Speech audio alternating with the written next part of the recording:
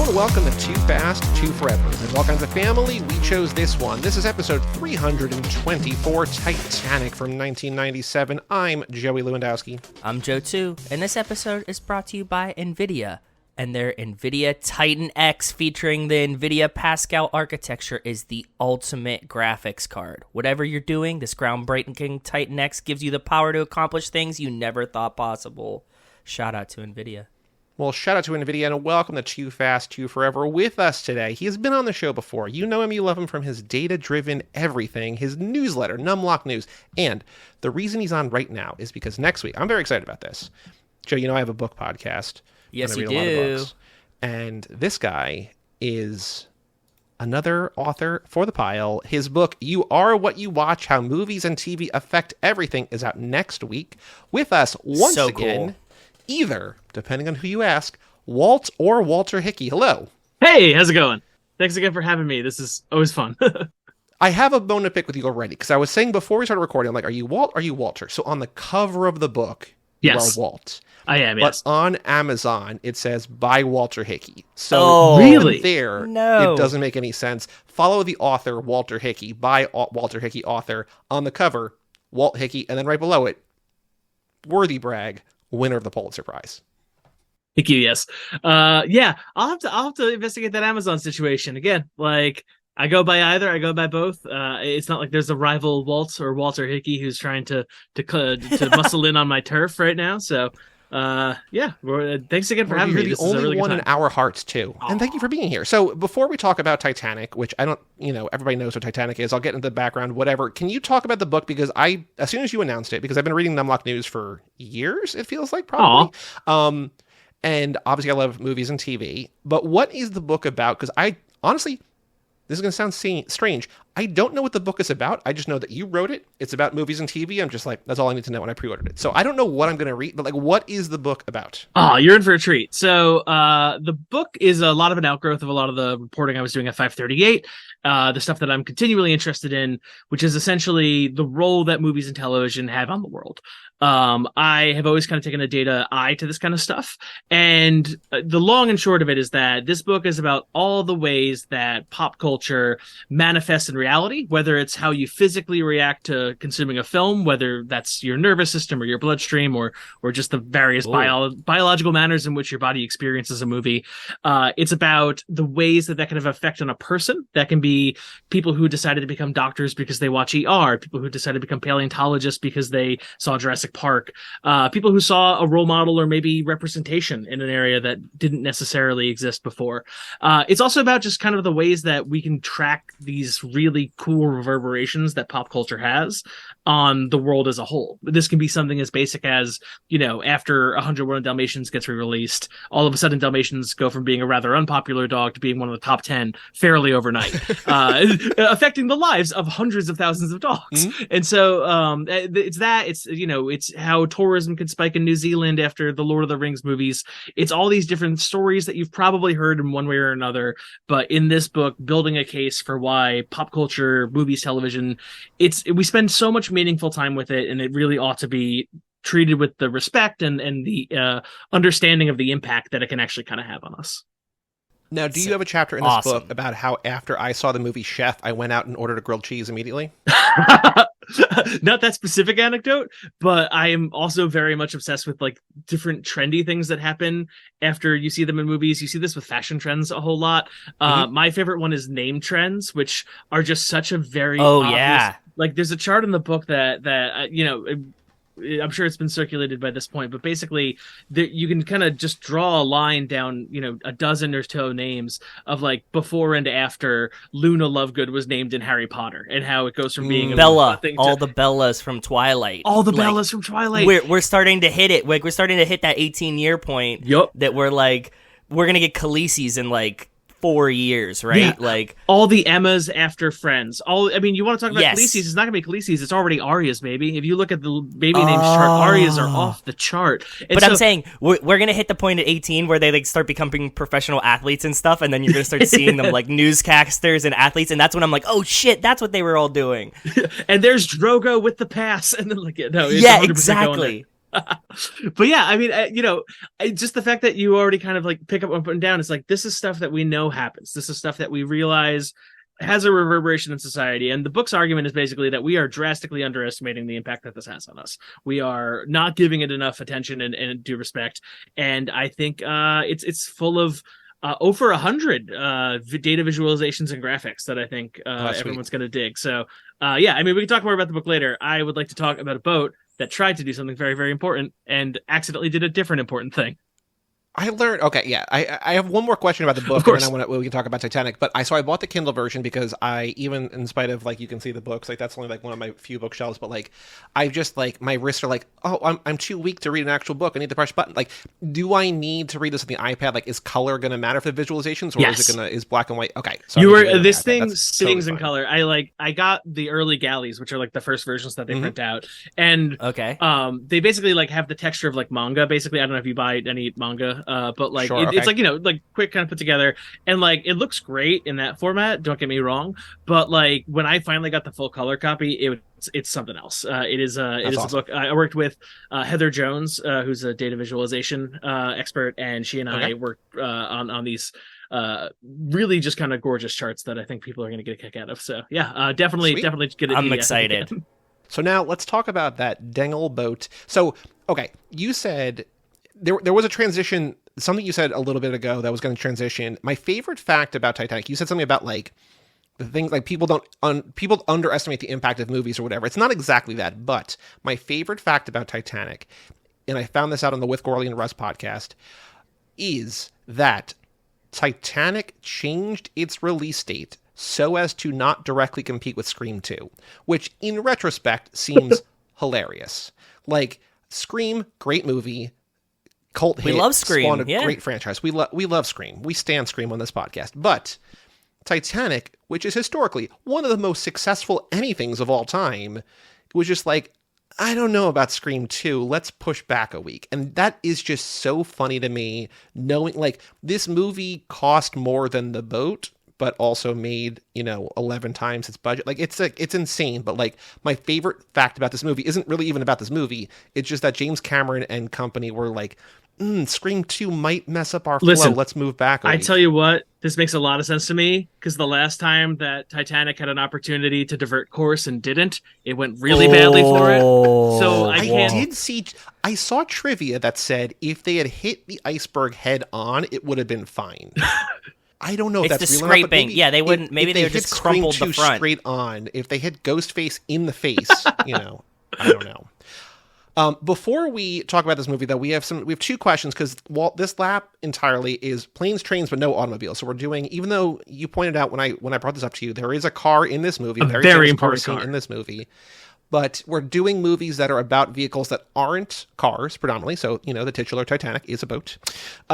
But we each have a question for you, just broadly. Do you have a favorite? It could be this one. I don't know. Yeah. Do you have a favorite movie about a vehicle that's not a car, or like that has a vehicle chase that's not a car? A favorite movie with a non-car in it?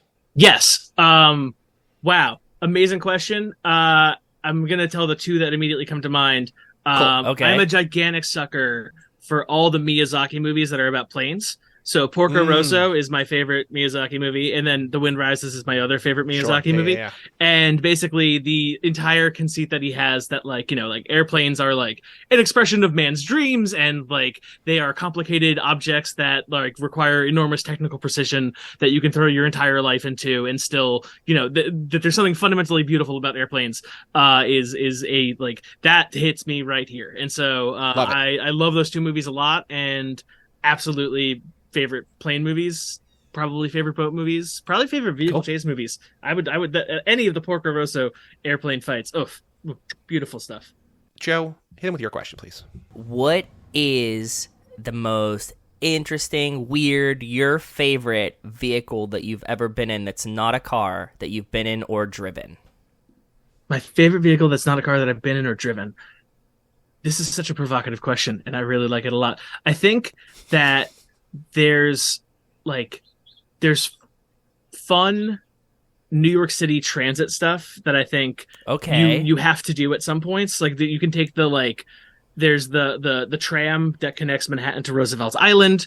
There's that secret trick that if you hang out in the A train as it loops back around, you can go see the old City Hall station.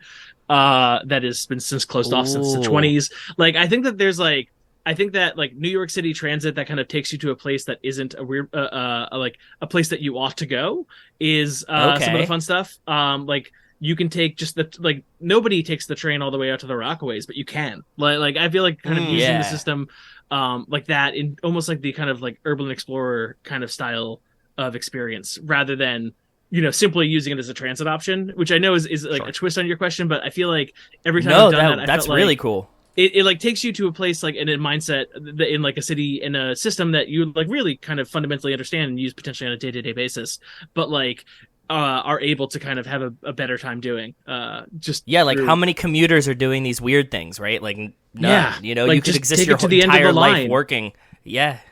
It's crazy. Good. Cool. I like that. Thank you. So let's now talk officially about the beautiful boat, the Titanic. If you don't know what Titanic is about, I don't know who you are or how you're alive right now, but a 17-year-old aristocrat falls in love with a kind but poor artist aboard the luxurious, ill-fated RMS Titanic. As we're recording this episode, because we're doing a little bit in advance, it was on Netflix, but it's off Netflix as of October 1st. I mean, I have the Blu-ray, but it's convenient that it's still on Netflix this week. It's probably somewhere else at this point when this episode comes out. I don't know. Written, directed, produced by James Cameron, shot by Russell Carpenter, budget of $200 million, box office made a cool $2.257 billion, set a box office record being number one for 15 weeks in a row from December of 97 to April of 98. This was still in theaters, in like 400 theaters when it was out on VHS. Like people are like, you can buy it at home. People are like, still gonna go see it in theaters. Wow.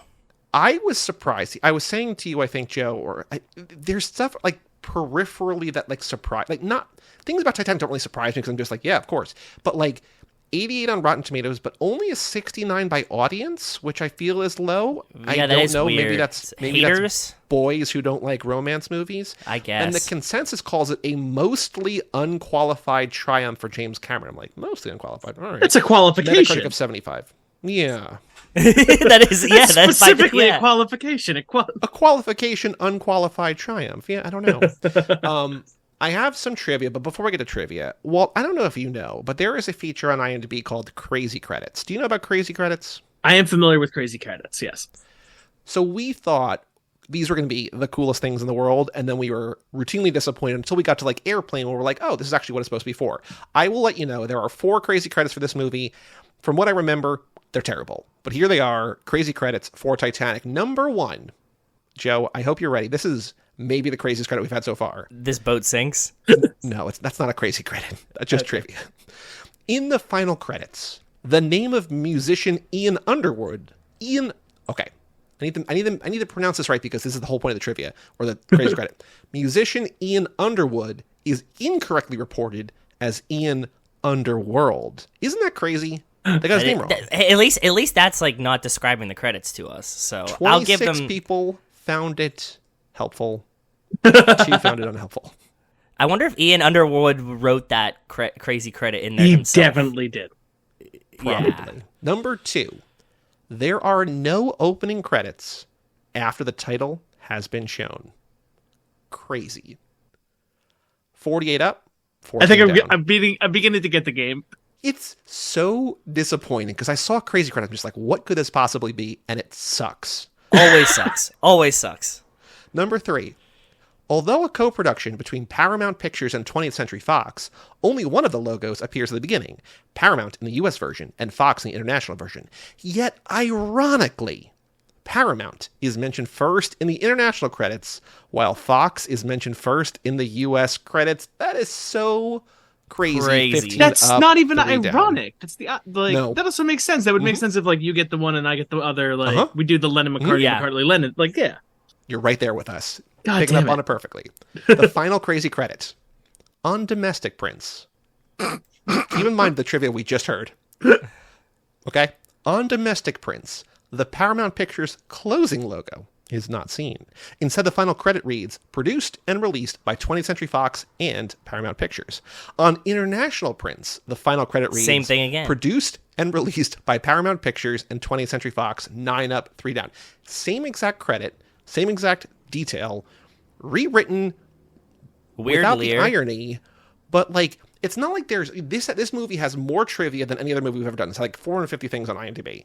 There's 4 of these. So when this person wrote it, there were 3 of them, and one of the ones was verbatim, basically what they wrote. So like, why submit it? So the important thing to remember sometimes is that, like, and this is like, you know, I've done a lot of data work in pop culture, and IMDb needs to be understood for what it is, which is a thing that was basically when an internet forum conversation got too big that they decided to put it on a website, and then eventually they sold it to Amazon. And like some stuff happened in between, but the important thing to remember is that the 2 most important events is this was a forum list. Like the most like if you looked at, you know how they each have like name identifiers or name IDs, like if you went to the actress, like, you know, there's a reason that like Jack Nicholson is like N00003 because he was the 3rd movie star that they thought of to add to IMDb. Like, and IMDb frustrates me to no end at times because obviously if you were to rebuild the system from scratch, you would do it completely and utterly differently. But the fact that like it is literally just an internet forum that kind of got bought by the largest retailer on the planet explains every issue with IMDb to me. I have loved IMDb for a long time, and yet the more I use it specifically for this podcast, the more I'm just like, this site sucks. Like, it's terrible. Like, the UI is now terrible. Like, it's awful to use.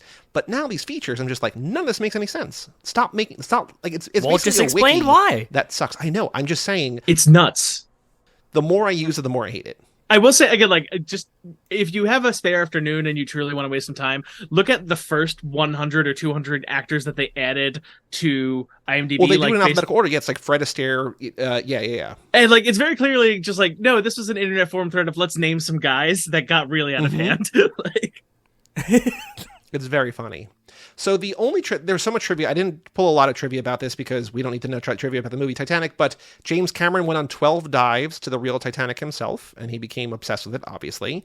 The movie cost more than the Titanic did itself. In 1997 dollars, when this movie came out, the 1.5 million British pounds that it cost to build the ship would have cost about 150 million, and this movie cost 200 million, so it's more expensive than the actual boat itself. They developed, as he, I think, does now for just about every movie he does, he developed a deep-sea camera system capable of withstanding 400 atmospheres of pressure at the depth to actually film the Titanic's remains. So, like, he's just inventing technology to, like, do this stuff. Yep. And the only other thing, and I don't know if this is internet lore or not, Joe, I don't know if you've heard about this, Walt, I'm sure you're familiar with it, but do you know about the PCP and the clam chowder? I do know about the PCP and the clam chowder, yes. And that is true. Tell me, that please. Is this real or is it not real? That happened, yeah. Okay. It was a whole So here's thing. a little bit of a long paragraph. So here's what happened. So on the final night of shooting in Nova Scotia, one or more, IMDb calls them criminals, mixed PCP, in parentheses angel dust, into the clam chowder served to the cast and crew.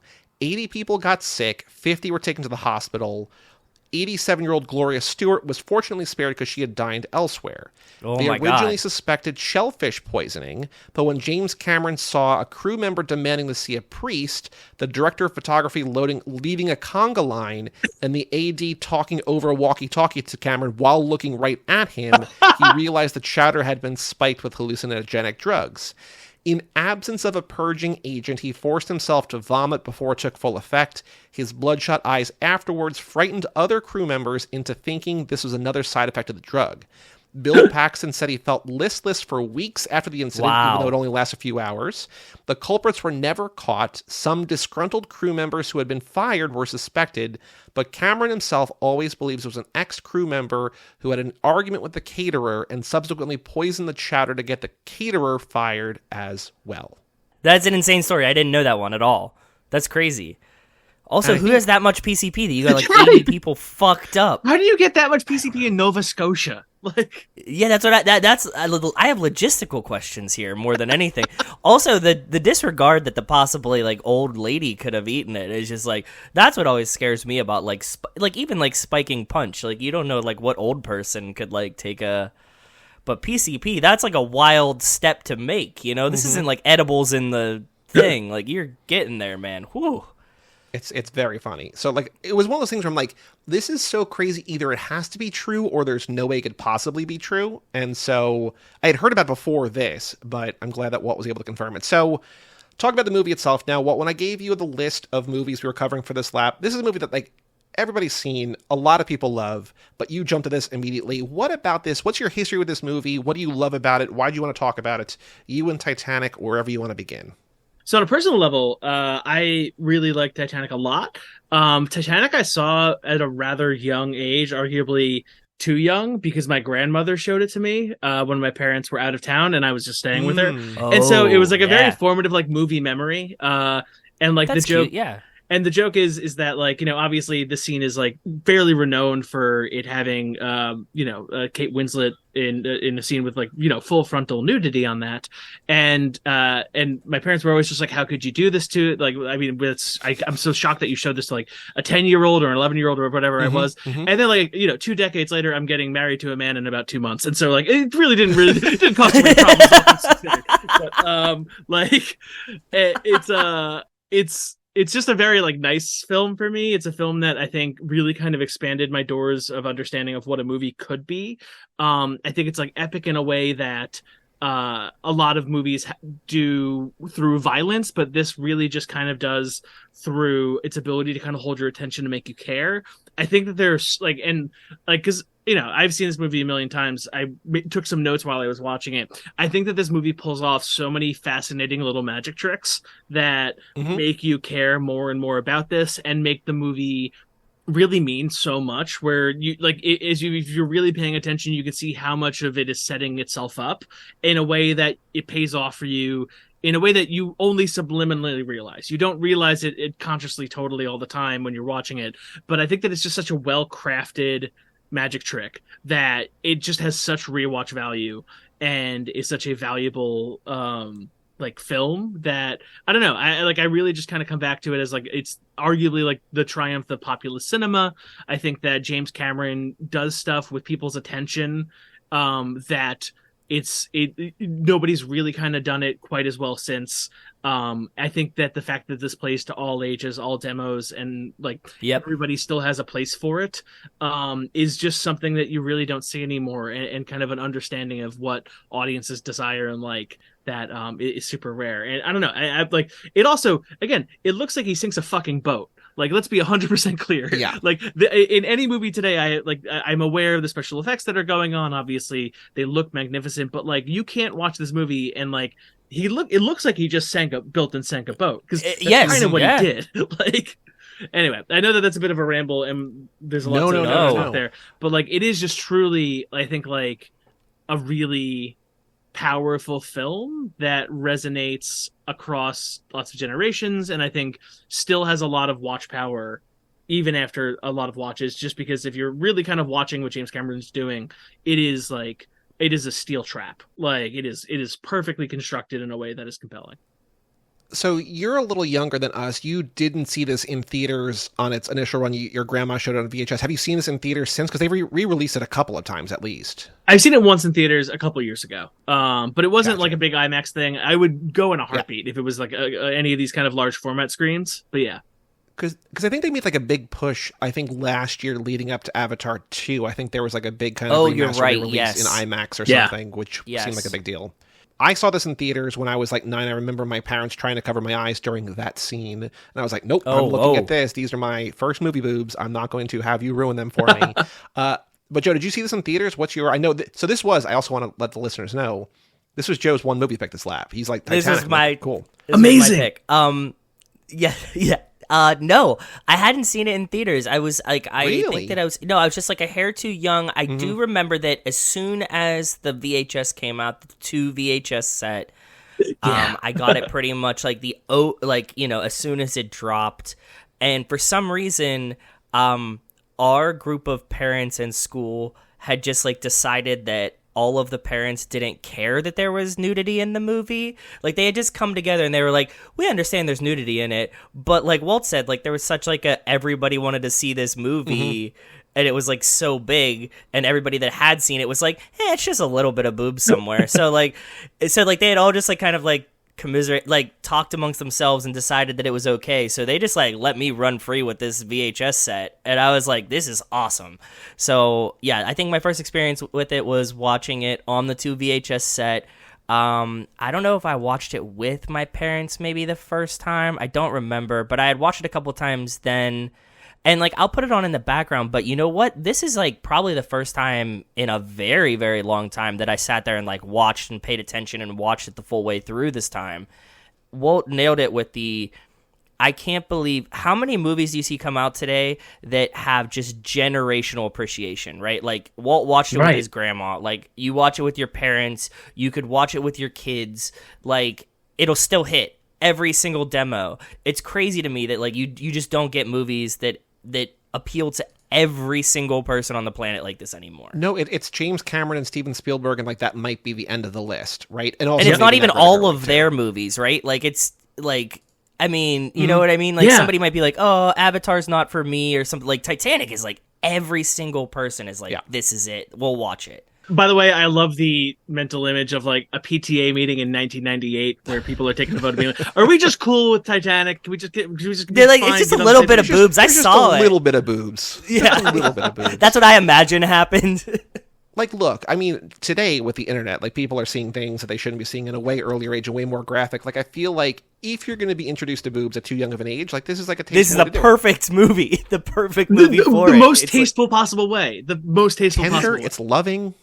It's like they don't even critically do anything important weird for the development of this person's life. Like, Actually, so I had a question written down that, Joe, your 2 VHS thing reminded me. So this movie is basically bisected almost exactly in half. Like the first half is the boat above water, and the second half is the boat sinking. Yes.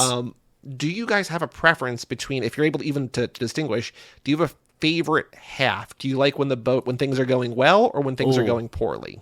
I honestly forgot how like actually gruesome the second half is.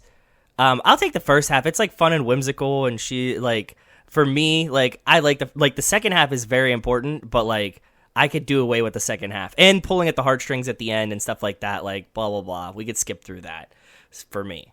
Yeah, this is a good question because like this is what I mean. Like one of the magic tricks that he pulls off is that like literally, as they like they have this wonderful chase. They make out and hook up and they're in the car and then they're coming out and they're flirting and all that kind of stuff. And you forget that they're on the Titanic and then the boat hits an iceberg. I made a note of that. And that's like that is a absolutely shocking thing that should not be possible to pull off on the movie Titanic, that he makes you forget that these people are on the Titanic until they're on the Titanic. And I think that's the Joe, the last time that I experienced that exact thing was watching Band of Brothers, and then they show up at the end and I'm like, oh shit, concentration camps, you know, like it's like wild that you just like you're so encased in what's happening around you that you just like totally forget what the actual point of the whole thing was. Like it's crazy.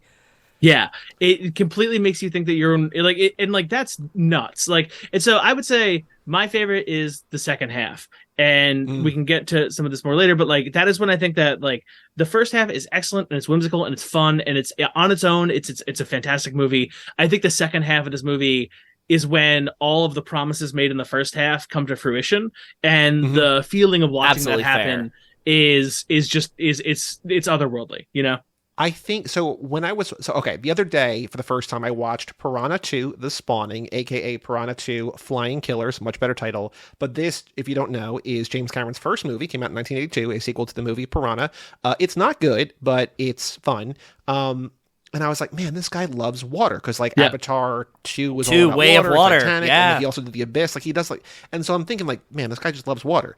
And then what you said, like when I was watching this, like there's scenes like where they're having breakfast or they're just doing things, and there's not even water in the background. It's just like they're in a room, and it's just like, oh right, like this is all on a boat. Like it just seems like they're like in London town or like in New York somewhere, but like they're on a boat the entire time. And it was wild to me that like you always like sort of in your body somewhere, your mind somewhere, know that you're on the water, but like for most of the first half, like not really part of the plot. And then it's just like, oh wait, no, like now like the water is very much the plot, and like we are all going down in a hurry. The only time that you really have to think about the water, there are three moments. One is when Jack looks at the dolphins at the front of the bow, at the front of the bow at the very first. That's like oh, look, there's water down there. The second is when she's about to fall off, and that's a moment of peril, and we're kind of concerned. And like the water's like, there, but it's not like, an ocean. And then obviously you have the I'm flying moment. And then that's the only time in the first half of the movie that they truly acknowledge that they are on water, the entire rest of the film could take place in a fucking hotel, and it would be the Pretty same much. film. Because, like, it's not their fault. I'm not blaming Jack and Rose for crashing the Titanic, but, like, the people are even watching them instead of watching for icebergs, and they're like, oh, shit, the water, and then, like, oh, no, there's the iceberg, right? But, like, they're like us watching these two, like, make out underneath or whatever, and then they look up, they're like, oh, right, we're on water, and something bad is about to happen. Yeah, I do think it's their fault I think that's an implication that is genuinely made by James Cameron, and we should address it. But yeah, no, it's again like people are getting caught up in it, you know. And you think that the adversary is Hockley and Hockley's bodyguard or Pinkerton or whatever you want to call him, or you know the social structures, and then the bad guy becomes pretty obvious, and it is the water that's moving very quickly. Mm-hmm. Yeah. Mm-hmm.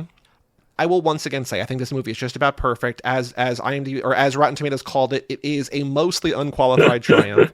I do want to take it to task though, because I think for a movie this majestic, for this epic, operatic, whatever adjective you want to throw at it, this title card sucks. It's so boring. It's just plunked in there. There's no flair in the font. We watched RRR this lap. That has like a 55-minute delayed title card. That rules. There's all these other ones. The Bullet Train we just did a couple weeks ago. Like, that rules. Like, there's all these different movies that really specifically drop in a title card. And here, just like Titanic. And I'm like, doesn't work for me. The font's boring. Disagree. The placement's boring. You disagree? I will disagree because I think that the title card's doing something good. I think that if the title card comes up and it's frilly and majestic and it's 1910 splendor and it's gorgeous and it's everything that this movie becomes, and then it immediately goes to the beginning of the movie, you're just like, well, what the hell was that? I think that the film that you are first introduced to, obviously there's a framing story of some grungy guys who are trying to rob a grave and just you know, and I think that you have to ease into that. And so like the title card that you're given is actually the movie that you're first presented, which is a movie about a guy named Brock who is trying to find a diamond on the Titanic, and then it lulls you into that sense of security over the course of that first half, and then only then are you like transported back. And so like the true title card of the movie Titanic is not that first title card of the movie Titanic, it's when you see the fucking Titanic and you see Titanic on the side. That's the title card. That's very fair. I was just thinking, like, in a very, like, they wouldn't do this, and I don't actually want this, but, like, imagine if when they hit that iceberg, then the title card drops, like, oh, man, that's a mic drop moment. Like, that's hour 40 good. In, beautiful. Also, Joe's not going to get this reference. Walt, you might. When Bill Paxton's on there as Brock Lovett, all I could think was Paul F. Tompkins doing Brock Lovett on Comedy Bang Bang, loving Wet Treasure. I love Joe, that. One of the most common guests on Comedy Bang Bang is this guy Paul F. Tompkins. He does like a lot of different characters, but one of them he just does Brock Lovett. Like most of them are kind of fictional, but he just does this guy. He does Brock Lovett, and he just loves Wet Treasure. And so every time I see him on this movie, I'm just like, it's not Paul, but it's kind of Paul, and man, it makes me happy. It's joy. It's really good. It's because again, like you get a little glimpse of him. It's just like, oh yeah, he made his money in pirate wrecks, and it's just like, wow, what a guy. He looks like a guy who made his money in pirate wrecks. You know what I mean? He definitely does. He definitely does. The other nit that I want to pick with this, and then we can do like a love fest or whatever, is that it does a thing I hate when movies do, and I know other people have had issues with this, but when Cal insults Picasso, he won't amount to a thing, trust me. Or like when later they're like, Freud, is that a passenger on the ship? It's like, guys, like don't like stop being like James Cameron specifically, stop being cute. Like we know that like who these people are. It's like in Oppenheimer. I was gonna say this is a big gripe you had with Oppenheimer. Where they're like, I know where you're one of the guys who voted against it was this guy, this young upstart senator, John F. Kennedy. It's just like, oh, fuck, God damn it. Like, we know. Yeah. That's not how you would deliver the news. We know, but God damn it. I think that that's a valid concern because I also experienced that viscerally during both Oppenheimer and Titanic. I think if instead of Picasso or something, it was Pablo or something, then that you would have been able to get away with. I think that he didn't believe in his audience enough to get it then, and so he just had to. Yeah. That's always the answer, right? You just like are dumbing it down for the audience, and you're like, "Come on, man! Like we all would have got this anyway." Yeah. So I'm with you. That's a very good nitpick that I stand by. It just feels lazy, right? Like it's just kind of like a corny cop out. I think he doesn't believe in his audience enough. Like. Or to Joe's point, he's making this for literally everyone, and like you can't assume that everyone's going to know Picasso. You're going to only assume like 3/4 of people. I don't know. Who knows? Yeah. Before we talk about the things that we love, is there anything else, Joe, anything specific you want to point out that you don't like about this, or no? We do see a lot of people gruesomely dying, which I get that he's trying to convey the point, but at the same time, like, not remembering it and then watching all of these people just, like, one by one get picked off at the end was, like, kind of shocking to me. There's a thing that I don't like, but I kind of do like it. It's like a twist. It's that Leonardo DiCaprio's character sounds like he's from 2000 in this movie a lot. Like, well, just his delivery, his jokes. Doesn't think he's very good in this movie. Like, he looks back at this and says, like, I did a lousy job in that movie. But he's just not playing a time, like, he's not playing a person of the time. He's playing El Cap at whatever age he was at the time that happens to be stumbled upon the Titanic. You know what I mean? So I was like watching, I was like, this doesn't fit, but it's also kind of charming in a weird way that he just is like, yeah, like, no accent, no nothing, like, I'm just doing it. So I guess that's like a mild criticism I have. I have two critiques, and they're fairly light ones. One is that Fabrizio, the Italian guy, is a little bit I don't think that's my favorite performance of 1997. I think that might be like, I don't think that's a really good Italian. It's a little bit of Mario, yes. Yeah, right. Like it is definitely for sure. But on the same sense, then you contrast that with El Cap doing like his just like New York, I guess, or whatever, and then you're like, oh, they're like so different and like weird of but even choices. like the New York, even the Irish guy, like that's a convincing Irish guy. Like it just felt like the Italian 100%. Guy was a little bit out of like just a little bit too much, marinara on it. The other one that I like is like, I know that we talked a little bit about Jack, and that's kind of the low hanging fruit, but the greatest stud in this film is obviously Victor Garber, who plays the guy who built the ship. Whose name is Thomas, I think. The only issue that I have is, number one, great performance.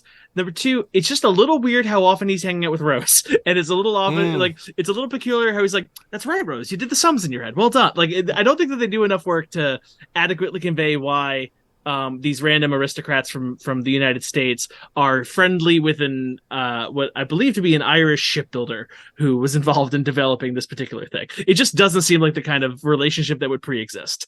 Yeah, I think that's fair. Very fair. That's sometimes like I had the feeling sometimes while watching, I think they even comment on it in Lost. It's like, why does everything happen to these same 8 people? Like, it's like, well, because they're the ones we're following. But like, I think when they had like the Nikki and Paolo episode, they're like, you guys keep going off on adventures. We're stuck here at the beach. It's just like, yeah, but like we can't tell a story about 40 people. Like, whatever. Also, Joe, to your point about the grizzly, like I forgot when the officer shoots and kills that man, then kills himself. I'm just like, Jesus, like act like a man, like take care of other That's people. What I'm like, you're saying. Only causing more issues here. But yeah, boy, oh boy. It was the whole propeller things for me. Like I remembered it was coming. Like it's a pretty good shot. Jumps off the back and then hits the propeller and then bounces. I was like, oh man, I forgot. Like I remembered it was coming, but not like that. Yeah, it just articulates and heightens the danger, baby. It reminds like no, it does. It does.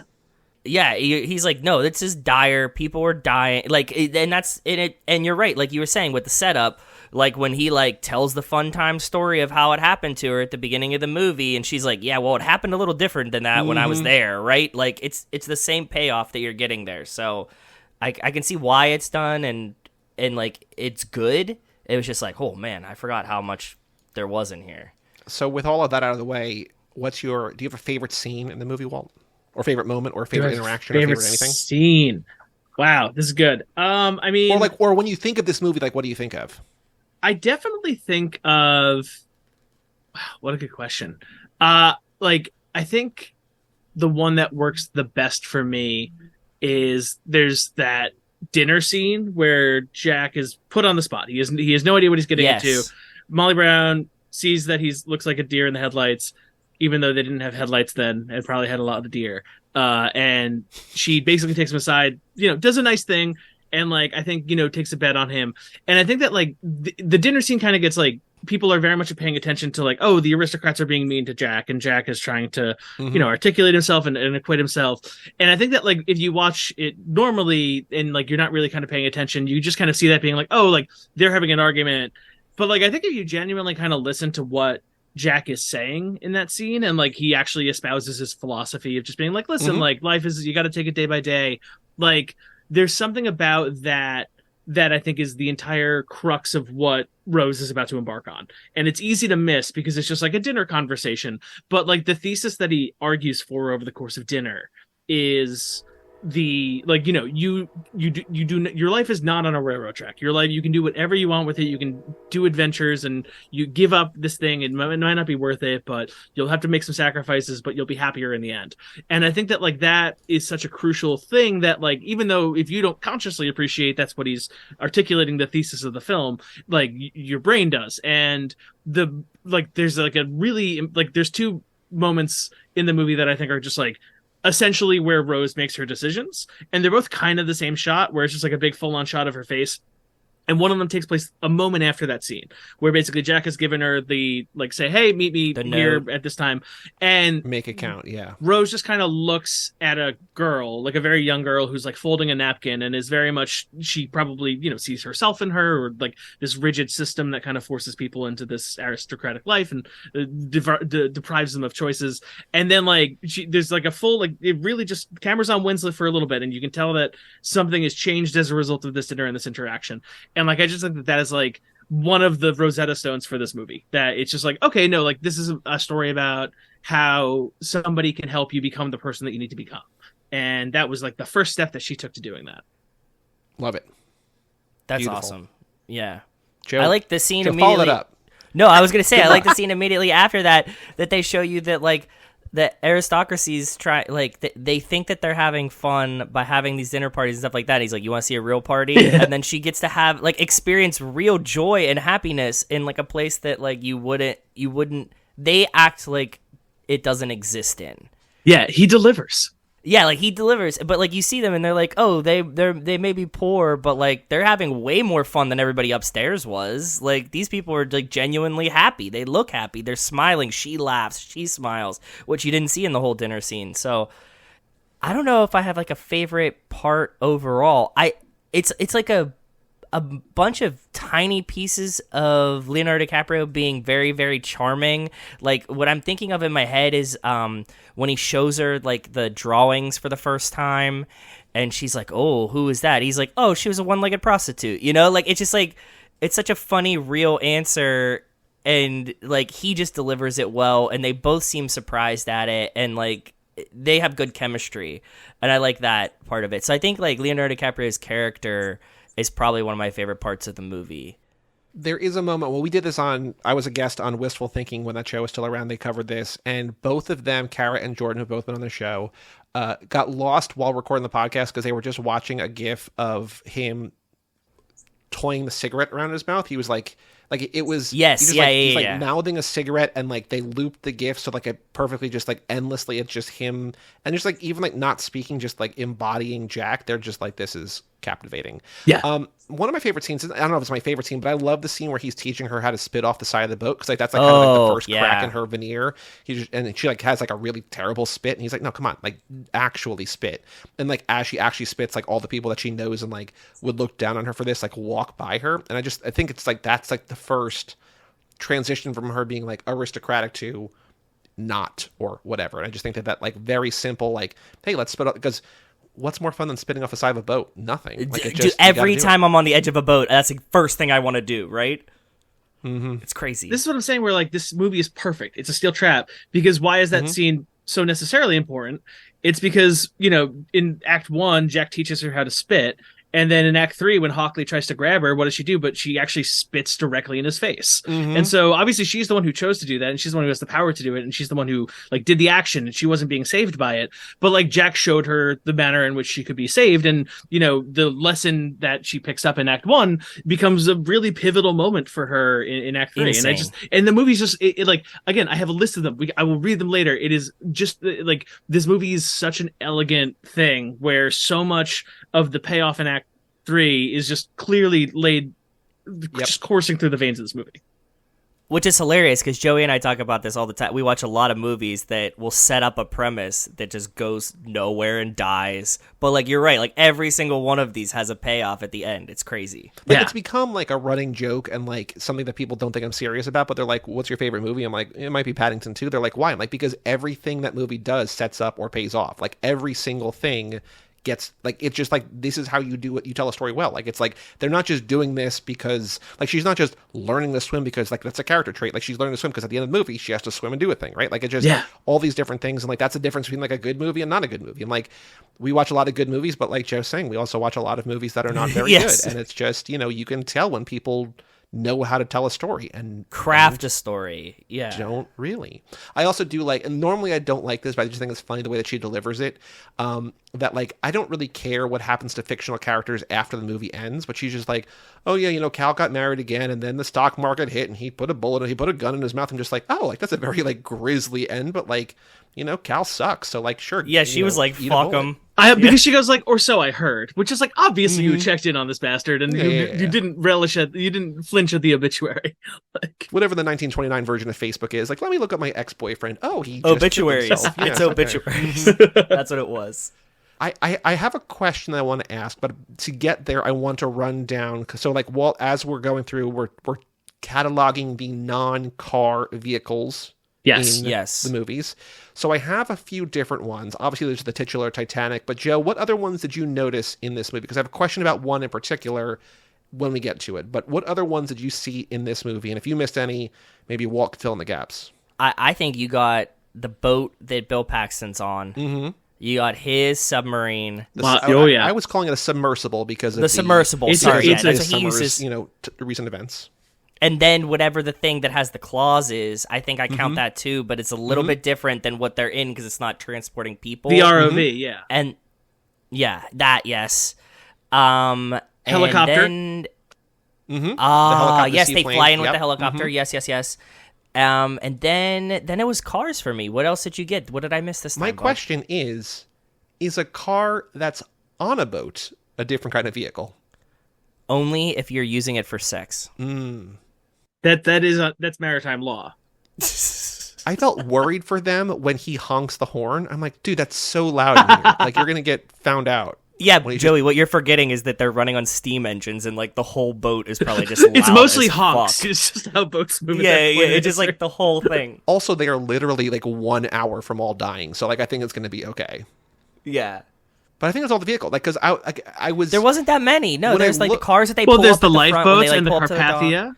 Oh. Yes, yeah. The lifeboats. Well, that's another thing. Like, we thought we had an idea for what counts as a vehicle, and we have realized we have no idea. And we're not going to Google it, because people are like, just Google it. There's an answer.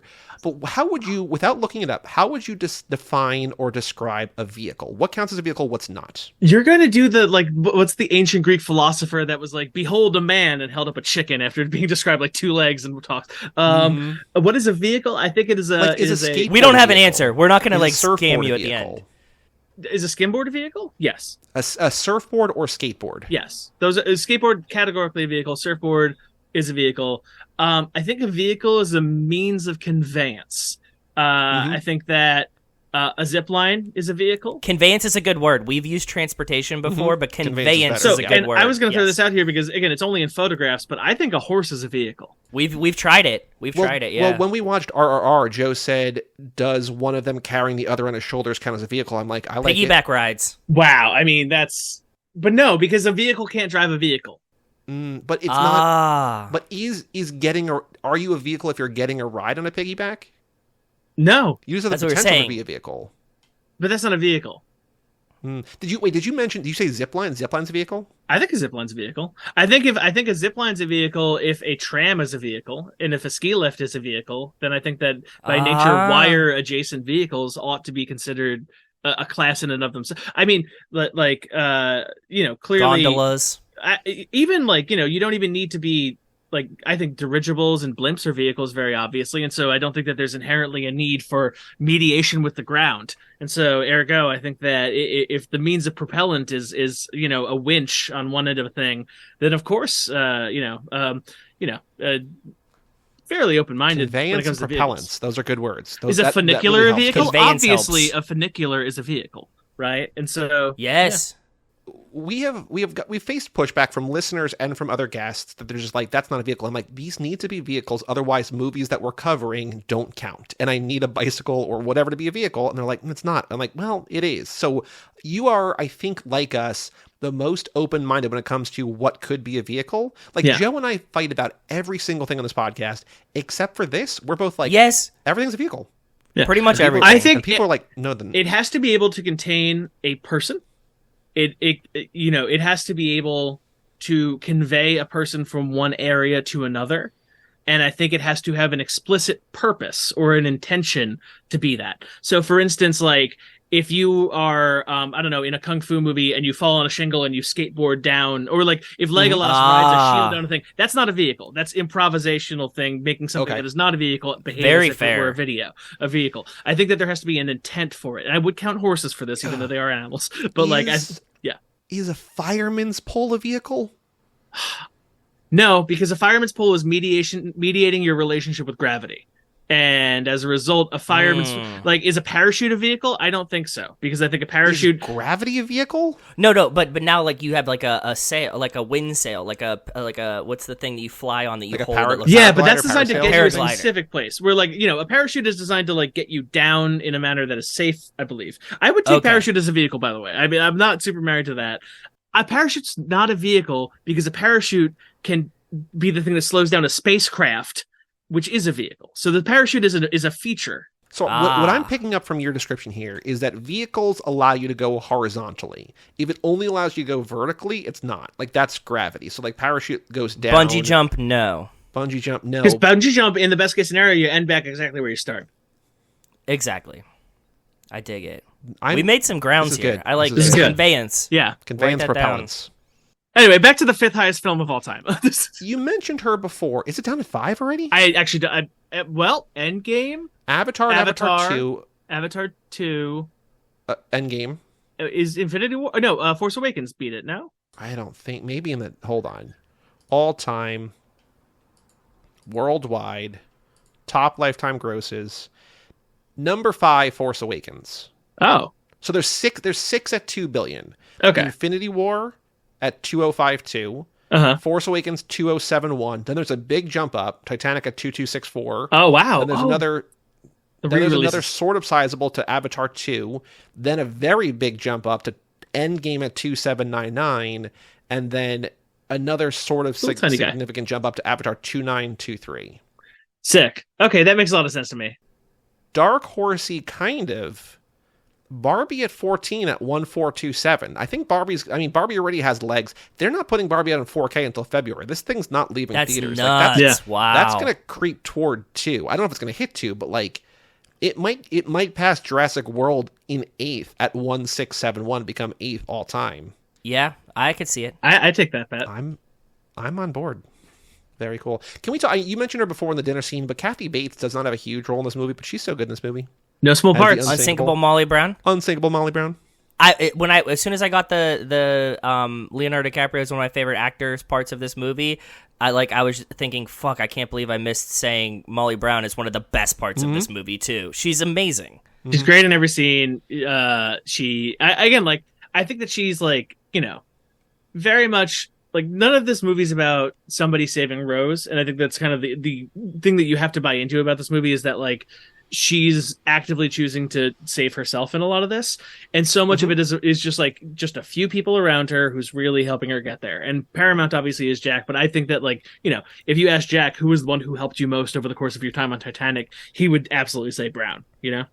I think so too, because I feel like she sees him as a person when nobody else kind of does. Like Rose does after he saves her, but like even that's kind of like a victim of circumstance. Like Molly Brown's like, no, like you're a like just because you're poor doesn't mean you're not a person, right? Yeah. So, well, she's new money, so she has the experience of being poor.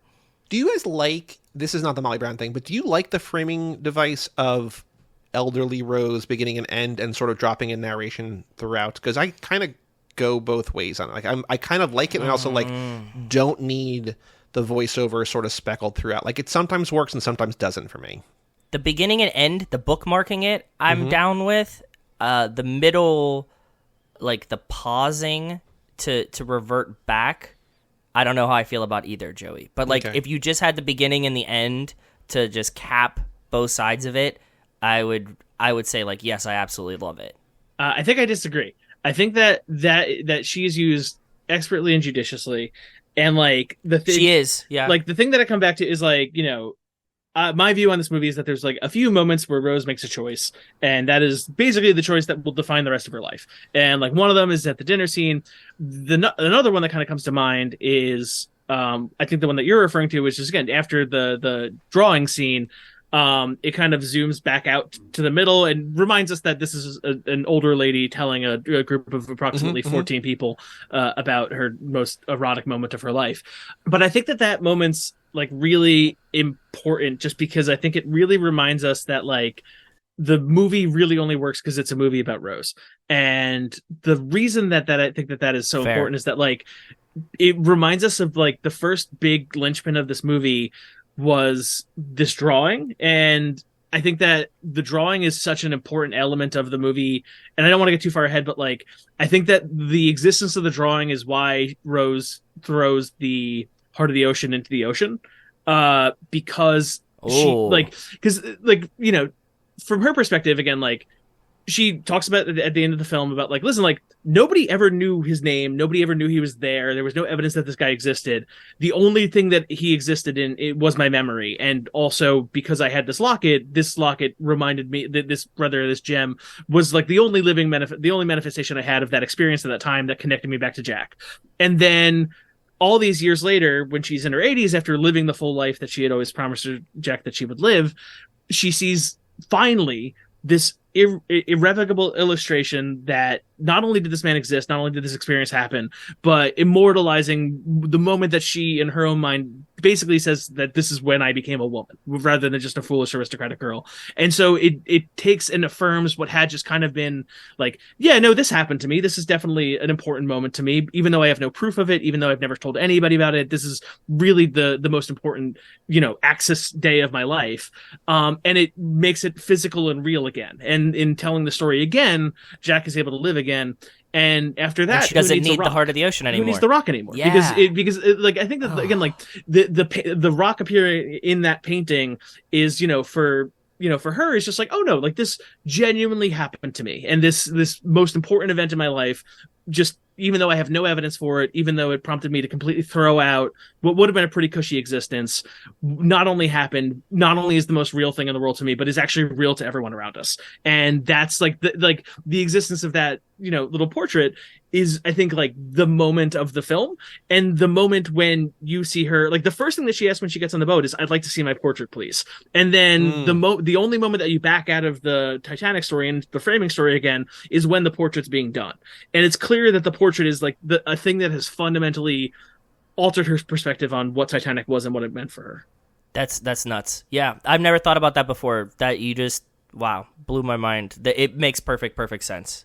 I think, like, there's always the joke of like, why'd she throw the $1 billion rock into the ocean? The answer is just like, it meant nothing at a certain point. The important thing was the photo and the memory. Yeah, the holding on to the memory of it. Yeah, because I mean, you even like stuff that you think about 5 years ago, you're like, did that really happen? Like, yeah. Did it happen like that? And then like if you see the picture and you're like, oh shit, no, there's confirmation. This isn't just my hallucinations on the door that I was sitting on. And there's nothing, there's no evidence of Jack, because obviously he wasn't on the manifest. There would be no physical, she couldn't even go to a grave. Like there was nothing that she could do to verify that this happened beyond the fact and the truth that she knew in her heart. And seeing that confirmation on the news all those years later was enough, I will say, related to this, but also unrelated to all of this, one other trivia that I saw that I really liked was that Gloria Stewart, who is simply credited as Old Rose, was 86 years old when they made this movie, and she was pissed because they put her in old age makeup to make her look 100, and I think she was just like, look, aren't I old enough? But she, because Rose in the timeline of this movie is supposed to be 100, so they like put a little bit of old age makeup, and then Gloria Stewart lived to 100, and she passed away in 2010, but at 100 That's years awesome. old, so what a she life. played 100, then lived to 100, so shout out to Gloria Stewart, who also in The Invisible Man as Flora and The Old Dark House, like she was been around for like, she was acting since like the 30s, which is crazy. But my understanding was that she was like very much a journeyman career and like had success back in the old days, and like very much had a later in life surge, which I think is very nice. So I love that. Yeah, we definitely love the revival of like actors and stuff like that coming back. It's super cool. I also want to talk about the Celine Dion of it all, because I don't really have an opinion on that song one way or the other. Like, I think it's unqualified. I want to talk about this too. It's very good, but all I can think about, I mean, I think it also works as like the sort of the through line throughout. Like you hear the instrumental and like that's like their love song. But I also remember back to the summer of '97 and the fall, or like the not summer, but like the winter of '97 and like all of '98, when like the only thing we would listen to is the radio, because I was like, in the car, right? Yeah. And you could not listen to any radio station for more than 45 minutes without hearing this song. Like any it station. Was everywhere, all the time, for months. And even the best song ever written, that ad nauseum, will drive you a little crazy. But like that was like, this movie was enormous, but I feel like somehow weirdly like that song was even more of a presence in my It was life. huge. And I was going to ask you like how you felt about the through line, because watching it this time, I forgot that like every instrumental in this movie is just some version of My Heart Will Go On. Like at all times. It's just like a slowed down. It's backwards. The score was written first, and then the song was written based on the Horner score, I believe. There was a whole thing of The Ringer about how the song came together, I think, a few years ago. Oh, and like basically like that like the Hymn of the Sea like note was adapted into the song by Celine. But again, like you're not wrong. Like it is like it's a cohesive musical package. It's intentional, I would say, but I think that it's something to marvel at. Like the idea of just like having the through line song. We talk about movie songs all the time, like a song that was made for a movie or a song that was made with a movie and things like that. Like that's awesome, and like I have to respect it for that. But Joey's right; it did play fucking everywhere at all times for months and months and months. Like, it was kind of annoying, but I mean, I get it, but it's also like, come on, guys, what are we doing here? We were at an age where it just gets bang. Like, it was like, like it's a non-offensive song. Like, you're like people developing their idea of romance. Like, it was just like, oh my God, it's everywhere and it won't go away. Yeah. But now it doesn't bother me. I like great. it. I think it's a good song. I think the key change is amazing. Like, I think it's great. And like, even if you don't love it, you're going to love watching like basketball clips set to it at some point. Like, it's good. Like, my God. Yes, dude. That's my favorite. The sports. Yeah. Yes. Oh, it's amazing. Sports. Yeah. There was sports a memes. sports Celine or something. Yeah. But either way, I think it holds up. Again, you're always going to get tired of stuff. I like, you see this all the time. Frozen, Hamilton, like when the songs get too popular, they like I'm burned out on much of those, but I feel like in 20 years they'll still be pretty good songs. Like they'll still be good. Yeah. Another thing I want to comment on, because we talk about this is also like a common thing that pops up in the Letterboxd game, which we'll play later, but Joe never remembers. I'm like, this is tied for the most Academy Award nominations of all time. You're like, I don't know, Terminator? It's like, no, not Terminator. There's like 3 movies. It's like Titanic, and it's like Return of the King, and then maybe now Everything Everywhere. But this is, according to IMDb at least, the movie with the most nominations, 14, to not win any acting nominations. Kate Winslet and Gloria Stewart for Young Rose and Old Rose are both nominated, did not win. Wow. It won 11 of the other 12, though. The only other one that it did not win was Best Makeup, but it won Best Picture, Best Director, Best Cinematography, Best Set Direction, Best Costume Design, Best Sound, Best Film Editing, Best Sound Effects Editing, Best Visual Effects, Best Original Song, and Best Original Score. So, like, it basically swept, but they're just like, the acting, not sure. Yeah. That's a weird choice for them to, like, oust who won actress that year? It's also it's an ensemble film. And I think, like, even Leo concedes that he's not at his best, so I don't think that I'd expect something from him. It is very much a technical marvel. And so, I don't hate that. I will say, obviously, I think the 2 nominations that they did get in acting are the best performances in the film. Mm-hmm. And it's tough to kind of figure out, well, who else would you put up there? I think that Victor Garber, potentially. But again, like, the material that he's kind of given is a little bit wooden, So I think that I agree. It doesn't seem wrong to me, is what I'd get across. So if Victor Garber was nominated, he would have lost to, ostensibly, Robin Williams and Good Will Hunting, which I feel like that seems good. Yeah, that's a pretty clean out. Helen Hunt won Best Leading for As Good as It Gets. That's a good performance. And then Kim Basinger won Best Supporting for LA Confidential. That's a good performance too. Yeah. The other performance that I will shout out is Frances Fisher as Ruth, Rose's mom. I think that she does I think that could be a very basic role, and I think that the script itself isn't necessarily giving her a ton to work with besides like the problem, so to speak. Fair, yeah. But I think that she really puts in depth there, particularly in the back half. When it comes to like, oh no, the decisions that I have made have come to haunt me, and I will live with this for the rest of my life. And I think that she does very, very good work, particularly in like Act 3 when it comes to, you know, reaping what she has sown.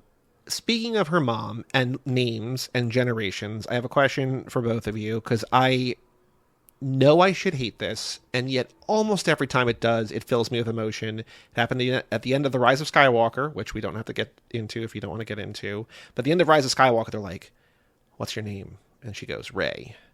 Rey Star Wars." No, she says Rey Skywalker.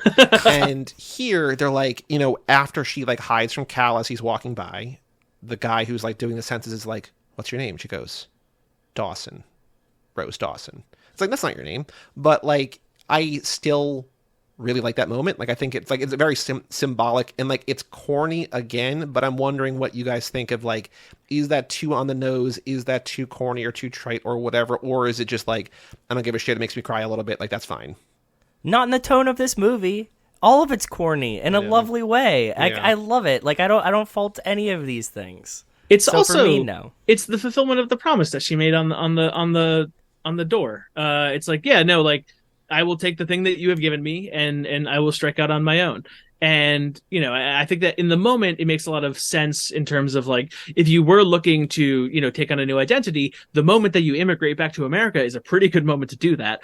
But at the same time, it's just like, this is also, it's on my list of like things that you pick up when you watch it again. It's like, they tell you everything that's going to happen in the first like 5 minutes of the movie in a way that you don't appreciate until the end, which is like, again, they literally describe exactly how the sinking goes down with the simulation, and then the sinking goes down exactly like that. They tell you exactly what's going to happen. And like, when the guy who is the bearded guy who's kind of the second in command for Bill Paxton's character, when he's describing why should we believe this woman, she was an actress, she started out, her name was Rose Dawson, she married a guy named Calvin. Like, it literally tells you her name is Rose Dawson in the first 5 minutes of the film, and you don't notice it because he's just kind of beating on, like, going through her resume, and 100%. Then obviously she's going to become like, and like, unless you're listening for it, like, they tell you exactly what happens in the movie. Like, you could write down Rose Dawson and then realize 5 minutes in, but you don't, because James Cameron is a really good director, and that was a really clever way to do that, in a way that it tells you the information that you need to understand the entire film in the first 5 minutes, but you don't appreciate it yet, you know? I agree. That's nuts. I never even thought about the Rose Dawson in the beginning being like, oh yeah, it happens right before, and he's like, "Hi, I'm Jack Dawson," like immediately afterwards. So crazy. I also, for whatever reason, like, I Mandela effect my own memory of like that poker game, and I just assumed that he cheated at cards, but like he actually won. Because like, I think I he remember, cheated too. Yeah, I thought he did too. I remember the guy he's facing, you know, like cocking up to punch, but I think he like swings at him. Like, in my head, the way that scene plays out is that he's lying. Like, he's not just bluffing, but he's lying. He's just like full house, and nobody looks at his cards, and he just takes the papers and runs off.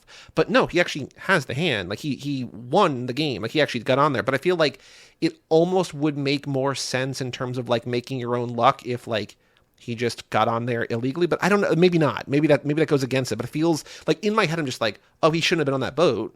But he was supposed to be on the, like, he won. Yeah, he won. He's not a thief, like, is the thing. Like, he's a rogue, but he's not a thief. And like, I think it's important that he wins that hand clean, because again, like, when we come back to the monologue at dinner, he's just like, listen, I just take day one at a time. Like, whatever the day is going to give me, I'm going to do. He's not like, I'm going to seize the day. That's very not Jack, right? He's going to take what life gives him and apply it. And like, again, like, so like, that's also a thing where it's just like, it is very, very, he makes the movie reflect itself in ways that I just really love. Jack is the last person on the Titanic to get on the Titanic, and he's also the last person to get off the Titanic. Like, there's just, he really, like, Cameron is just very conscious of the film that he's making. I don't know, I just really dig it. I'm sure there's a million more things we could talk about, but for fear of going way too long, Walt, is there anything else, any other moments, any other scenes, any other characters, performances, anything you want to talk about? Like, we're not in a rush to get out of here, but, you know, anything else that you want to make sure that you cover before we watch the trailer and play the letterbox game? There's two things that I wanted to do that I want to make a note of that I like appreciated more in this go of the movie, and I'll keep it quick.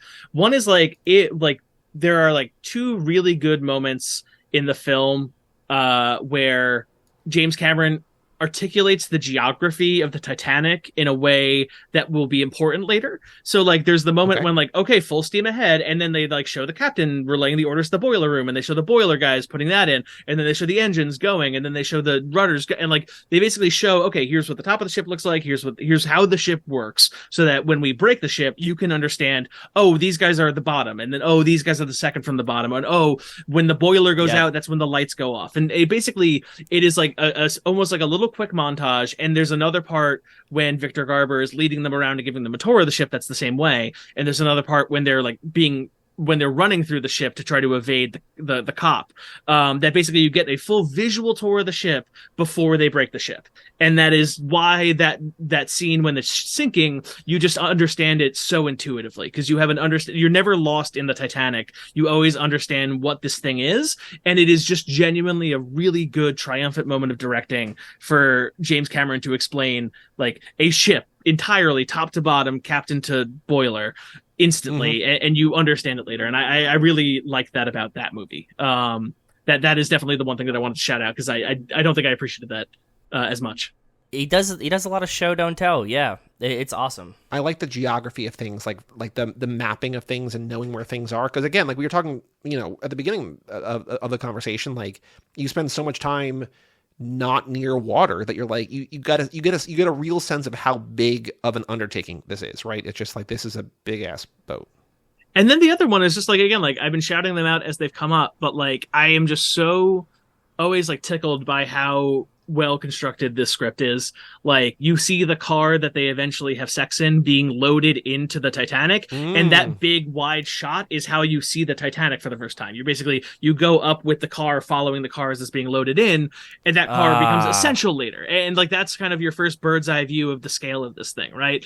Like when they're loading onto the ship, and obviously like the first class people get a nice little stroll on, and everyone's kind of like muscling about in the water, like that kind of reflects what goes on later. The staff are all whistling the whole time to get the baggage on, and they're all whistling to try to attract the attention of people after the lifeboats come out. Like the I'll never let go stuff happens twice. One is when Jack promises to never let go when she's dangling off the side of the stern, and then the other time is when she eventually lets him go when they're on the, like there's just like, again, a whole lot of them. Yeah, the you jump, I jump comes up twice. Like they set it up and they pay that off. The spit happens, and I think the spit is just like, again, like I don't love that scene at first, but then when it happens and pays off in the end, I'm just like, holy shit. It's important that they meet at the stern of the ship, and that's where Jack and Rose meet. And then, they kind of fall for each other at the bow. And then when she eventually throws the heart of the ocean off, it's from the stern of the research ship. And like, it's basically just kind of, a nice full circle thing. And like, there's like two moments where like James Cameron really deploys a like tight shot simply on Kate Winslet's face, and it's just up to her to emote the scene. One is the one where she's looking at that little aristocratic girl. And then the other one is like the holy shit shot of the movie, which is where she's being lowered down in the lifeboat, and she looks up at Jack, and then the flare in the background just has that beautiful backlit thing, and like she makes the absurd decision to jump out of a lifeboat and into danger again, because this is just what she needs. And like that's that's the moment where she becomes Rose Dawson. Like that's the moment where she like fundamentally decides to leave the comfortable life behind and her mother and just become the person that she thinks that she ought to become. And like it's just like there's just so much like parallelism that they do in the movie that I just really like. And I'm sure if I watched it again, I would find 10 more. It's that well constructed of a film. Yeah.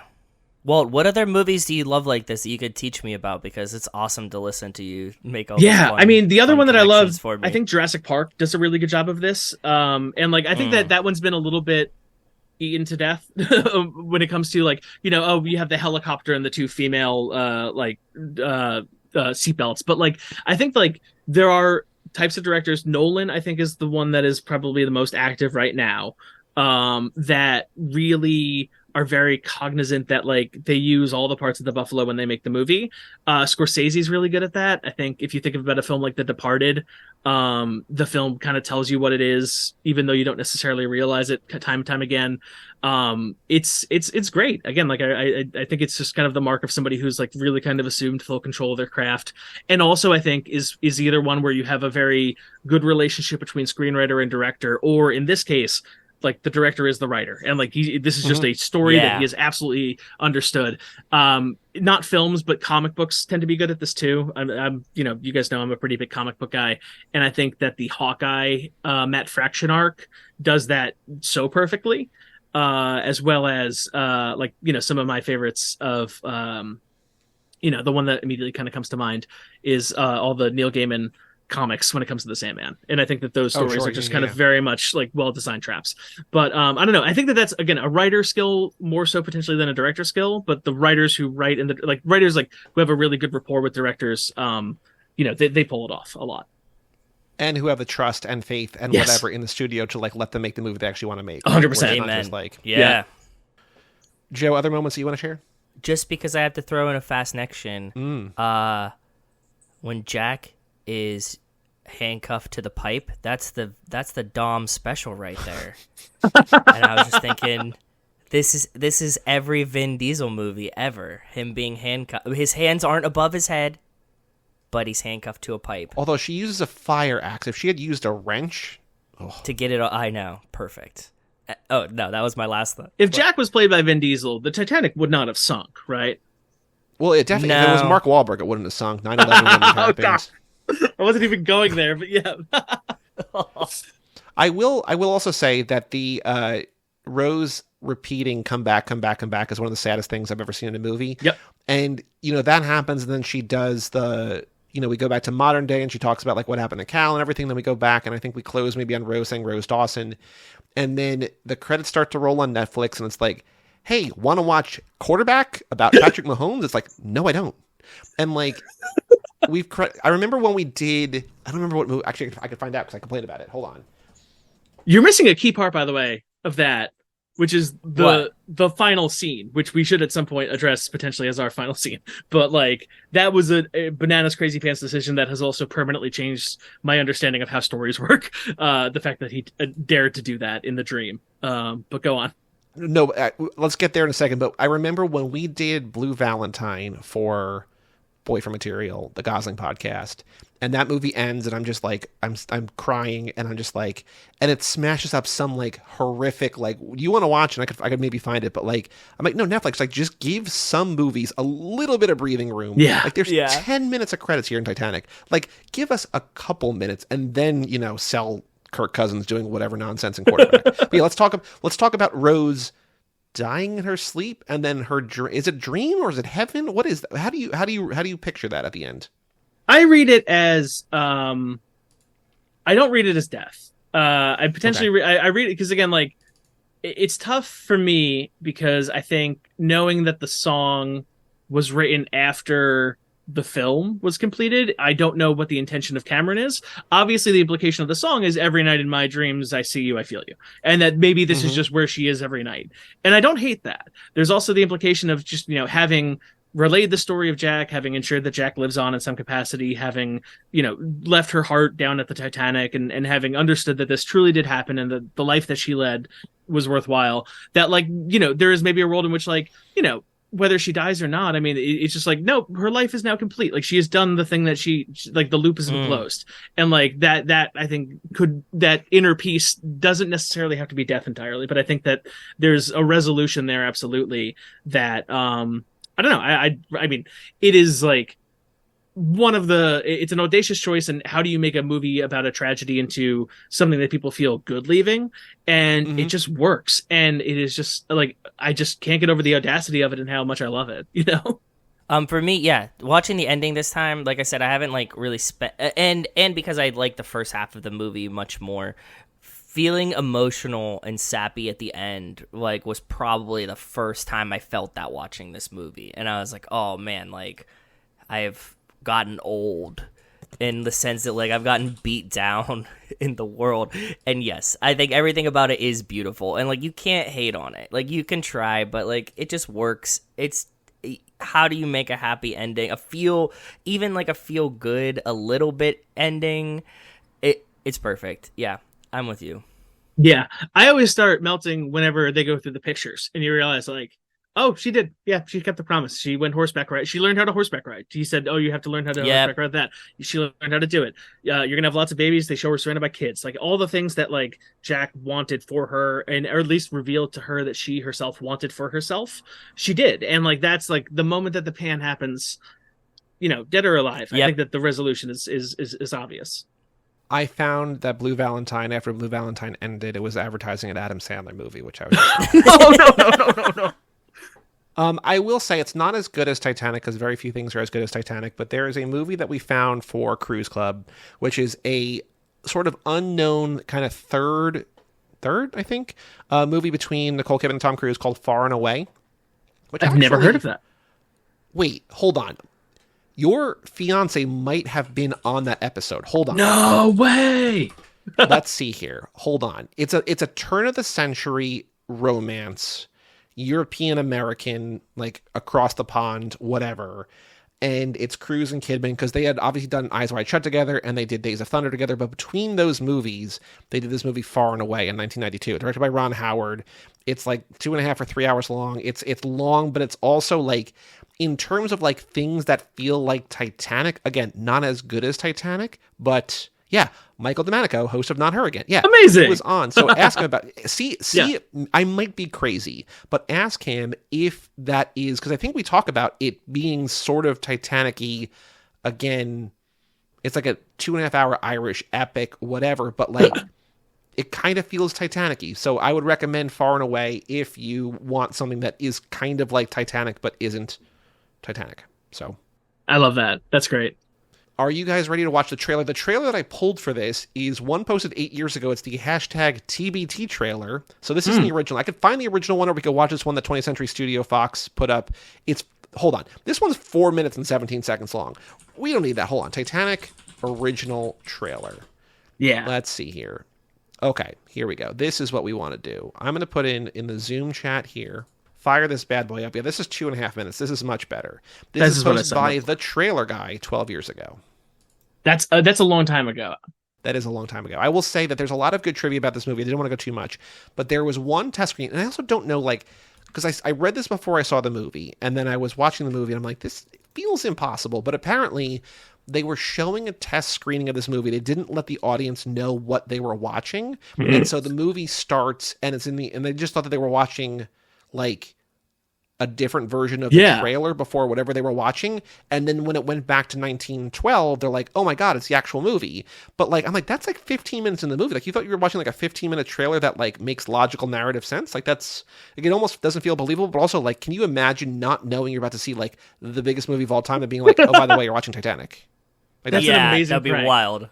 That's so good. Also, That's like, honestly, you're like 3 hours in this shit too, you know? I would subscribe to a service that like scheduled movies for me on a frequent enough basis and like didn't tell me what they were and like just like plop down in front like Michael who's appeared on this podcast as we just mentioned like does not watch trailers, does not read press, whereas I as an occupational hazard do, and like I feel like his way of life is far better than mine is. I try to do that too, and sometimes it backfires, but most of the time it works really well. And like for a while I was asking friends, like, what do you like, name a movie that I haven't seen that you think might be my favorite movie of all time, and I would just like watch that, and then like it was almost an unqualified success.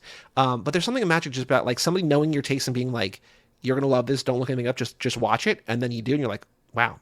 So that was really good. Yeah. Okay, Titanic 1997 original trailer by the trailer guy. Are you both ready? Do you have it queued up?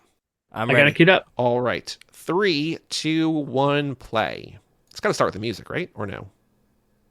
I think it has to, right? Well, I got the Fox logo. Does that mean that this is international?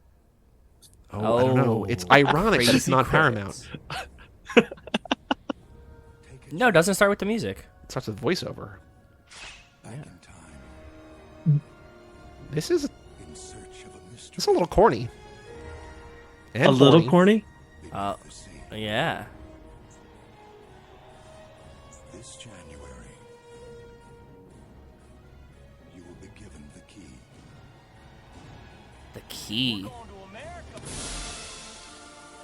I'm sorry. This is terrible audio for people who are. I'm in a state of utter shock at what I'm seeing. I'm gonna layer underneath. They'll be able to hear this, but like, this is not a good trailer. This is a terrible trailer. In a Keeping in world mind, where this is the boats fourth highest grossing float, film of all time based on this terrible trailer. one iceberg is going to try to break it. Yeah.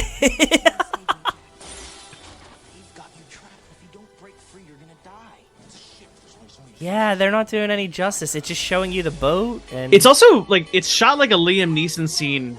It's just like cut. It's cut very quickly, and like, you know, I don't think it's unfair to call this like like half of it at least an action movie, but like the whole movie's not like this, right? No, Like, they're selling it like it's the Poseidon Adventure, which I guess I makes was gonna sense. say Poseidon Adventure. Yeah. I was gonna say Poseidon Adventure. I will say, in That's this exactly what film, it feels like. there are 3 gunshots and 2 flares, and all of them we have just been saw in this. Every one of them is in the trailer. well, that's like, you know, when we covered Airplane this lap or for a bonus episode, and we watch a trailer. It's like, oh, so you did every memorable joke is in the trailer, and like still, I mean, there's still a lot of funny stuff, but just like you really shot your entire load here. Yeah. I mean, listen, that this these- movie looks expensive. It does. It definitely looks expensive. Yes, I agree. I like that the fonts make it look like Con Air or something. Like it's just like a very definitely does. aggressive male like word art, like silver lettering. Yeah. I can't believe they're spoiling the boat sinks. I think that's kind of funny though that they spoiled it. That's kind of a good choice. But it's Poseidon Adventure. They're trying to film it as a action adventure, even though it is 100%. categorically not that. Imagine if you got duped in, like you were like a super dude bro, and you're like, yes, I'm gonna go watch this action adventure movie about the Titanic, and then it's just a love story. And it's that soundtrack behind it of just like the dun dun dun dun dun dun dun dun dun dun. I'm looking through the comments to see if people comment on the trailer. One person, Michael Sharples 8535, says, "I think this trailer is the best to take you back to the time it was released.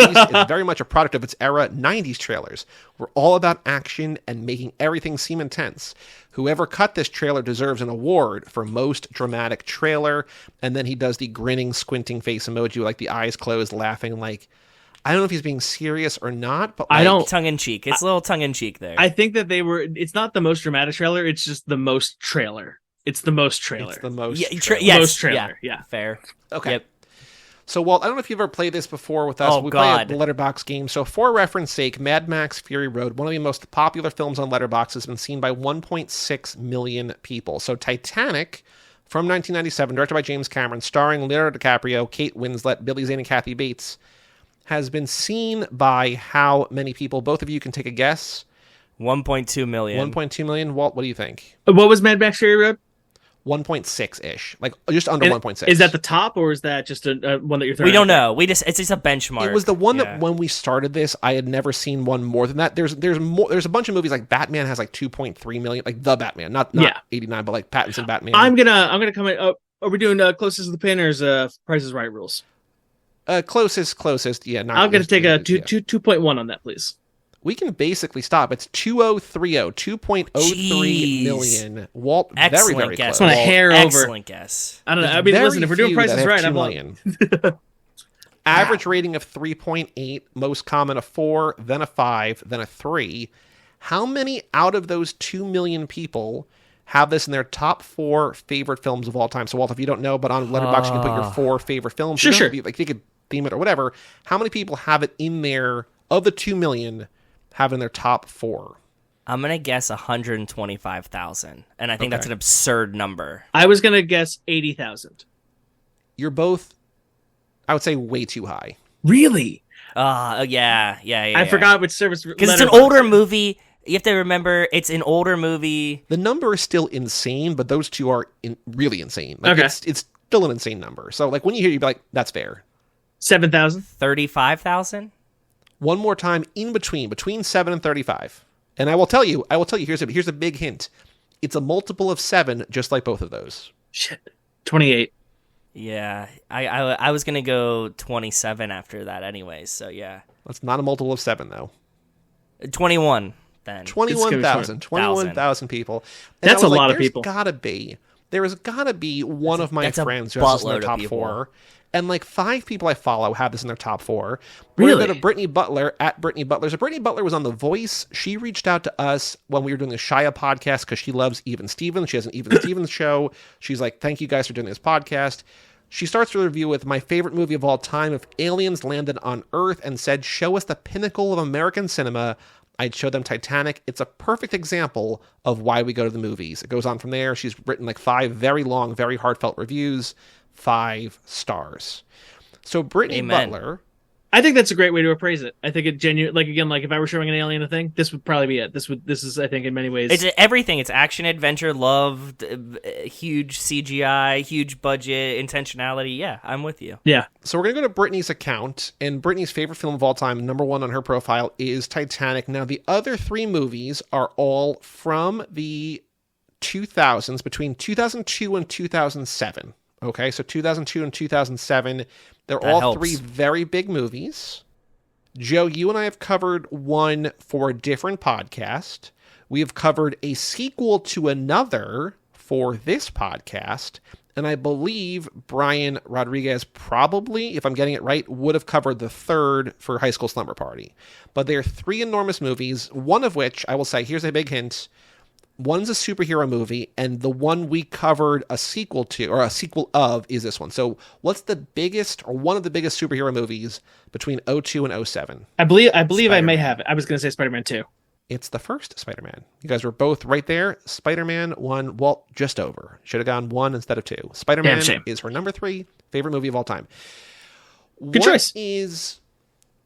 Yeah. Okay, these other 2 are both very heavily influenced and about music. They're both popular movies, of course, both in that 02 to 07 range. Now 03 to 07, I will say, because Spider-Man was 02. So 03 to 07, both music, one of which, Joe, we covered for another podcast. A music movie we cover. Is it High School Summer Party? I mean, I'm sorry, High School Musical? It is not a High School Musical movie, Fuck, okay. but it's the right podcast. What's another Zac Efron music? Hairspray? Hairspray. Good shit. Miss Baltimore Wow. Crabs, number 4. All right. Number 2, from the year 2003. Music-based. Here's the hint's going to give it away. When I was down in Austin recently, at the ice cream shop I went to, they always have a quote on there, and the quote was from this movie. So if that doesn't give it away, I don't know, they just... I love that. Yeah, I know exactly what it is. I'm just going to let Walt guess, though. Oh, okay. Well, Just kidding. No, just kidding. We have no idea what it is. The clue was terrible. I will say, I said it to be intentionally, but like it's a very popular movie. It's got 1.1 million times logged. Directed by a very famous director, written by a very famous writer, starring can a I- very musical famous man. movie. can I throw something out there? Is Yep. it Moulin Please, Rouge? yeah, go. Nope. Oh, that's a More- good guess, I would though, say bud. more family friendly. Got it. I don't even know when Moulin Rouge came out, but that. And I will say, I think, unless I have the years wrong. Oh no, it's too old. It's in the vein of Brian's show, but it's not a high school movie. But it's So close. it might be like a college movie, Walt. Yeah, That's what yeah, he's yeah, hinting yeah. at. I've been Or on a musical the college show. movie. I enjoy that show. Or the other Yeah. way. Maybe Sorry. not college, but maybe the other way. A grade school movie? Very That's possibly. musical? That's not High School Musical. No, that's not high That's school. not a grade school. That's a high school. Yeah, sorry. Huh. Shit, yeah. Is it Matilda? No. Oh, good guess. Yeah. Famous director. Again, I'm not famous gonna. writer, I'm not gonna famous the year, star. so I don't know if I'm missing it by much. Neither am I. That's also Yeah. the joke. He gives me the years because I don't know them. It doesn't matter. I will say this writer has gone on to write multiple HBO TV series. Okay.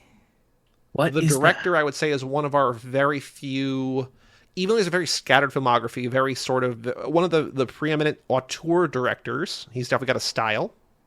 that? Interesting. I'm stumped. This is a good game. Musical grade school movie, 2003. I'll give you the tagline. Auteur. I might give it away. Sure. Please, please, please. He just landed the gig of his life, 5th grade. Oh, is it School of Rock? It's School of Rock. Oh, excellent. There we go. Directed by Richard Linklater. Thank Yep, you. that by makes sense. Mike White, who went on to write Wow. both Enlightened and also, That's a good pull. what's the vacation one that I can't think of right now? That first season was in Hawaii, second season was in Italy. Oh, the White Lotus. White Lotus. Yeah. Yes. Yeah, Mike White wrote that, Incredible. which is That's very cool. good. What a So good pull. Titanic, School of Rock, Spider-Man, and Hairspray, 4 good movies. So shout out to Brittany Butler. 4 good movies. Yeah, very good. for that and for playing the game. And thank you, Walt, for joining us Thank to you, talk Walt. all about Titanic. It was again, I really, really dig this movie. So when you sent over the various options on the menu, I was like, do you mind if I take a big film? And yeah, thank you for trusting me No, on the it's episode excellent. and having me on and letting me show the book a little bit. And yeah, I always love to talk Titanic, So we talked about your book at the top, but if you want to reset here the book at the end, not that people jump into the end of a podcast, like this isn't radio. This isn't My Heart Will Go On the radio. But if you want to, reiterate books out next week, 1 week from today on the 24th, week from today. Where people can get it, what it's about, why people should buy it. Yeah, the book is called You Are What You Watch. It is all about how pop culture affects people, whether that's the science of it, whether that's the societal element of it, whether that's how our world is fundamentally changed by the movies and the stories that we tell each other. It is chock full of awesome data visualizations and charts. You're going to learn something new on every page. It is exciting and fun. And again, like if you dig Numlock, my newsletter, you'll know exactly what I'm going for here. It's informative. It's exciting. It's a good, easy read. And I couldn't be happier with it. I think a thing that I really love about the show is that you guys just really, really love movies and really love the things that we can experience with them. I think that you're very agnostic when it comes to the canon in a way that I really appreciate and admire. I think that you enjoy the experience of movies and talking about them on their merits and for that. And I've always kind of, really kind of dug that point of view. And I think that as I was reporting the book out, I only came away with a more and more appreciation for everything that movies can do to folks. And so, yeah, it is called You Are What You Watch. It is available wherever books are sold. If you want to find where it is now, you can go to whatyou.watch, which is the URL I bought that I point to wherever they want me to start putting stuff. So, yeah. Sweet. Oh, I'm glad that you said that you had that takeaway that it only made you appreciate movies, because there's a very dark timeline of this where you do all this research, Yes.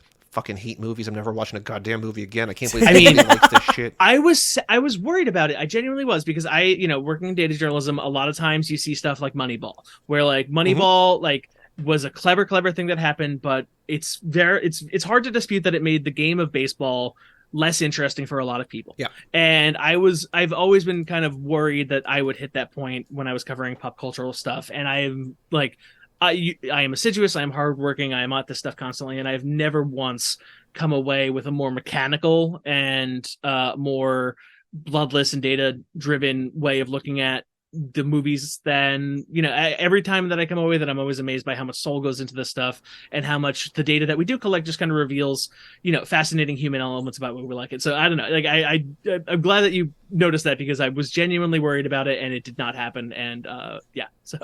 that's awesome, dude. Okay, I can't wait to post a picture of my copy when it comes out. Amazing. Yeah, I will take a picture. I will take a picture of my iPad and be like, look, it's in color. Yeah.